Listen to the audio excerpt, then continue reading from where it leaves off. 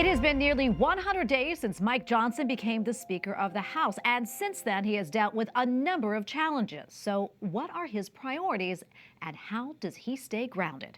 EWTN News Nightly Capitol Hill correspondent Erik Rosales spoke one-on-one with a Louisiana Republican. They discussed pro-life issues, the Speaker's faith, and the future of the Republican Party.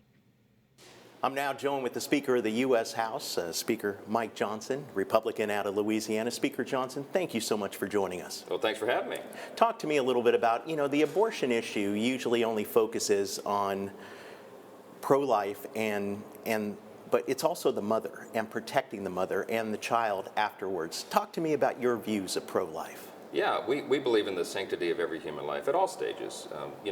Often we talk about the unborn, which is certainly important because we believe life has value from the moment of conception, because that's our Creator that gives us that and gives us our value. But it's all the way through every stage of life. And certainly, look, I'm the product of an unplanned pregnancy. My parents were teenagers when I was born, exactly 1 year before Roe v. Wade in 1972 in January. This is an important thing to support young mothers who are in times of crisis, in unplanned situations, to support families, to support them all the way through the pregnancy and then after. We need to be promoting adoption, cutting red tape, that hinders the foster children system and all this. So there's a lot of work to do to build a culture of life. And your faith is very strong. I mean, I hear it in your words every day, even in your opening speech when you became Speaker. How has your faith manifested you as Speaker of the House? Well, I think our faith, for those of us who have a sincere, deeply held religious faith, it's part of who we are. It helps determine what we do, how we see the world. It's a worldview, so to speak. And I think everyone is guided by some worldview. Mm-hmm. We have 435 members in the House of Representatives. All of us have different deeply held philosophies and viewpoints, and so you can't separate that from who you are and how you make decisions. But, it's not unlike what the framers of our Constitution believed. I mean, earlier generations of Americans, as recently as just a few decades ago, spoke and thought and talked the same way. When we say it now, it seems unfamiliar to people, but it's exactly a reflection of who we are as a country. This is such a contentious place. How do you keep your spiritual glass full?